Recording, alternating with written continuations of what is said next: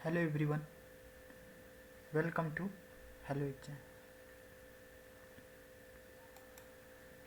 UP special का Uttar Pradesh core fact. इसकी fees है 499। ये आपका क्यूआर कोड है, इस पर आप अपनी मदद कर सकते हैं।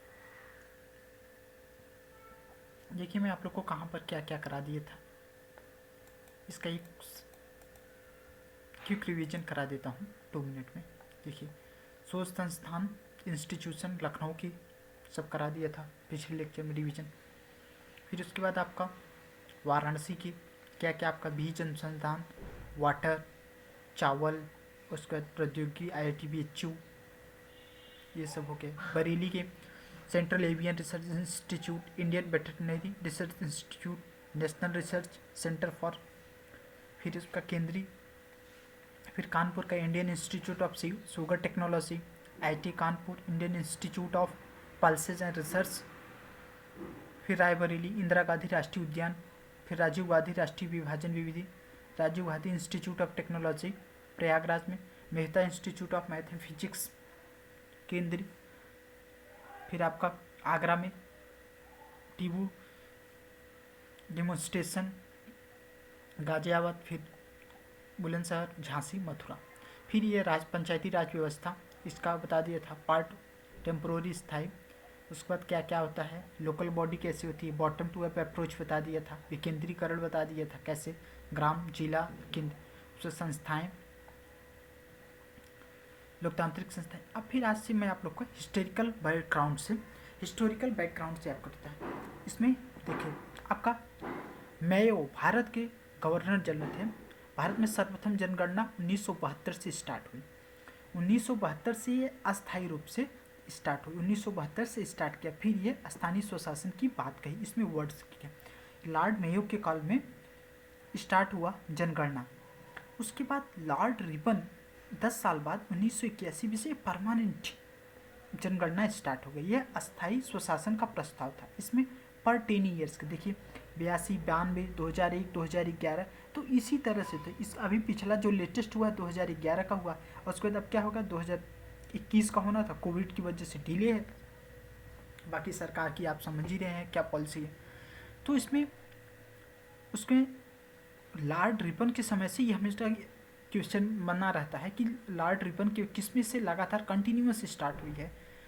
उसके बाद प्रस्ताव क्या क्या, स्थानीय स्वशासन का प्रस्ताव किया गया। इसमें स्थानीय स्वशासन के जनक कहे जाते हैं। इसमें पारित किया गया जिला बोर्ड और तालुका बोर्ड की स्थापना की गई। तालुका बोर्ड कहते हैं वहीं के स्थानीय लोग द्वारा जिसमें सेलेक्ट किया जाए तो उसको तालुका बोर्ड कहते हैं। फिर उसके बाद देखिए स्वतंत्रता प्राप्ति के बाद 15 अगस्त 1947 में ग्राम पंचायतों की स्थापना की जाएगी।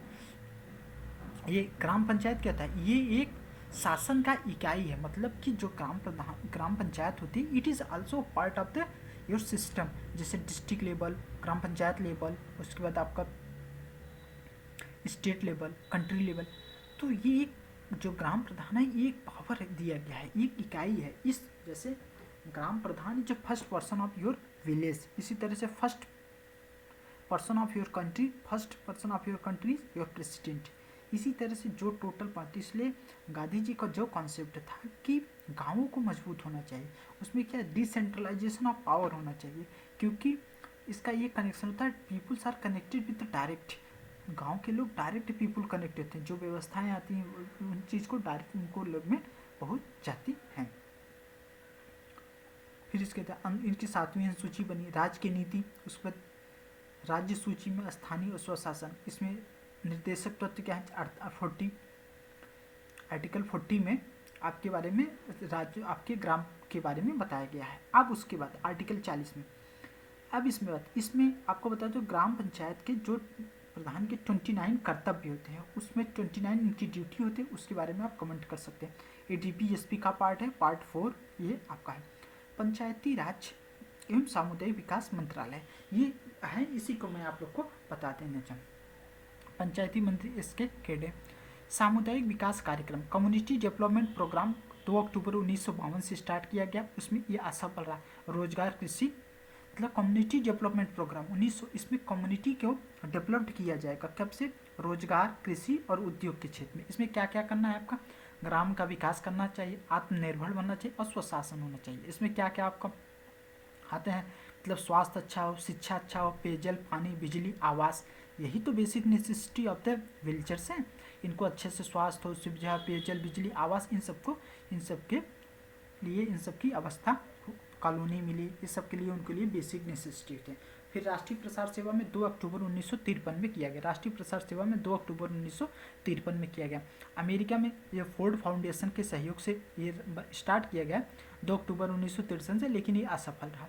फिर लोकतांत्रिक विकेंद्रीकरण, डिसेंट्रलाइजेशन, जो मैं आपको बताया था, डिसेंट्रलाइजेशन ऑफ पावर, मतलब कि सेंट्रल ही न मजबूत रहे, गाँवों में भी पैसा, जो गाँव का फंड होना है, विलेज का फंड होना चाहिए, ये भी अच्छा होना चाहिए, क्योंकि यहीं से तो विकास होगी। अगर गाँव में विकास कर जाएंगे, गाँव में डेवलप्ड होंगी, तो आपका अपने आप डेवलप्ड होगा, क्योंकि लोगों का निवास जो है गाँव में ही होता है।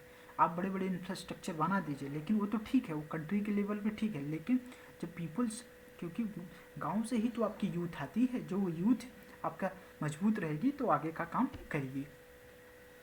फिर संस्थाओं का विकास, पंचायतों के त्रिस्तरीय पंचायत की व्यवस्था की गई है। अब इसमें देखिए कई समितियां बनी। देखिए आपको मैं एक ट्रिक बताता हूँ, बीए की है कि नहीं, बलवंत राय मेहता, अशोक मेहता, एल.एम. सिन्वी, ये सब कमेटियां हैं। ये कमेटियां आपको उसमें क्या क्या किस लेवल पे होना चाहिए, जो आपका पंचायती राज इंस्टीट्यूशन 1956 में गठन किया गया, सिफारिश 1957 में किया गया। इसमें 3 लेवल बने, जिला पंचायत लेवल, पंचायत समिति और ग्राम पंचायत। ग्राम पंचायत का आपका डायरेक्ट इलेक्शन होता है, इसमें 3 लेवल होते हैं। फिर पंचायत समिति अप्रत्यक्ष और उसके बाद जिला पंचायत अप्रत्यक्ष होते हैं। उसमें जिला पंचायत किसी अध्यक्ष, जिला कलेक्टर होता है, वित्तीय संसाधन कार्यकाल किया जाता है। तो ये जो बलवंत राय मेहता समिति बनी 1956 में पंचायती के लिए, और ये 3 लेवल की बात की है, जिला पंचायत, पंचायत समिति और ग्राम पंचायत लेवल में बात की है। सर्वप्रथम जो आपका कहाँ पे तैयार किया गया, प्रायोगिक तौर पे कहाँ पे किया गया, अगस्त 1958 में आंध्र प्रदेश में इसका मतलब ये प्रयोग किया गया। वास्तविक में ये 2 अक्टूबर 1959 से जवाहरलाल नेहरू ने राजस्थान के नागौर में बागारी गांव से स्टार्ट किया था। मतलब इसका प्रैक्टिस जो किया गया था 1958 में, फिर 2 अक्टूबर 1959 से जवाहरलाल नेहरू के द्वारा राजस्थान के नागौर जिला में वगदरी में गाँव में इस्टेब्लिश किया गया। 11 अक्टूबर को ये स्टार्ट किया गया, 11 अक्टूबर को 1959 को आंध्र प्रदेश से ये लागू किया गया। फिर 1960 में कहाँ कहाँ हो गया, जो बलवंत राय मेहता कमेटी, फिर कर्नाटक, असम, तमिलनाडु में हो गया। फिर 1977 में अशोक मेहता जो समिति है, अशोक मेहता समिति में 1977 में इसने क्या किया, इसने कहा कि अशोक मेहता समिति 2 लेवल की बात की। जनता पार्टी द्वारा सरकार आ गई 1977 में, जब इंदिरा गांधी, उसके बाद जनता पार्टी गठित की गई। उसके बाद राजनीतिक अस्थिरता के कारण सिफारिशें लागू नहीं की गई। ये मतलब बनी लेकिन ये लागू नहीं हुआ ना।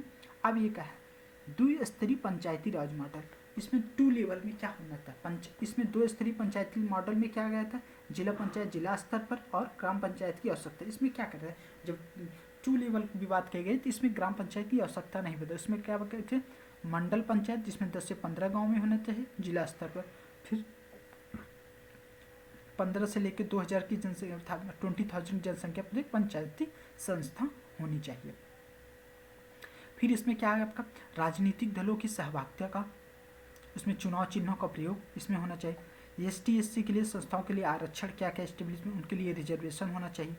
इन संस्थाओं में निर्वाचन, भारत निर्वाचन आयोग की देखरेख में हो, राज्य निर्वाचन जो स्टेट इलेक्शन कमीशन होते हैं उसके इलेक्शन कमीशन में आपका एग्जाम और मतलब आपका इलेक्शन हो।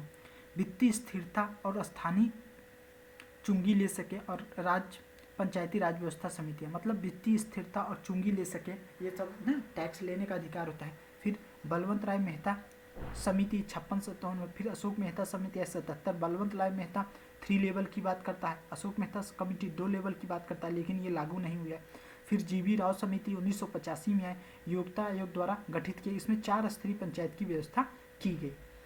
अशोक मेहता 2, GV राव मेहता इसमें ग्राम पंचायत, मंडल पंचायत, जिला पंचायत और राज्य परिषद की बात कर रहे थे। GV राव समिति, बलवंत राय 77 में, नहीं 57 में बलवंत राय, अशोक मेहता 1997, GV राव समिति 1985 में बात की गई। फिर जिला विकास आयुक्त नियुक्त किए जाएंगे, जिले विकास कार्यों का प्रभावी। उसके बाद आपका इन संस्थाओं में चुनाव हेतु राज्य निर्वाचन आयोग करेगा। वित्तीय संस्थानों हेतु राज्य वित्तीय आयोग करेगा। एसटी एससी महिला आरक्षण की बात की गई, ग्राम पंचायतों लेवल में एसटी एसटी महिला आरक्षण की बात की गई। अब एल एम सिन्हवी कमेटी ये ऑर्डर भी पूछता है, जैसे बलवंत राय, फिर आपका अशोक मेहता, ये सब ऑर्डर देखिए 56, 77, 86 ये आया। इसको हमेशा क्वेश्चनिंग में ऑर्डर पूछता है, ये कब कब आए हैं। एल.एम. सिन्हवी जो समिति आई है, इसने पंचायतों को संवैधानिक दर्जा दिया, बोला कि नहीं जो पंचायतें हैं ये पार्ट ऑफ द कॉन्स्टिट्यूशन होना चाहिए।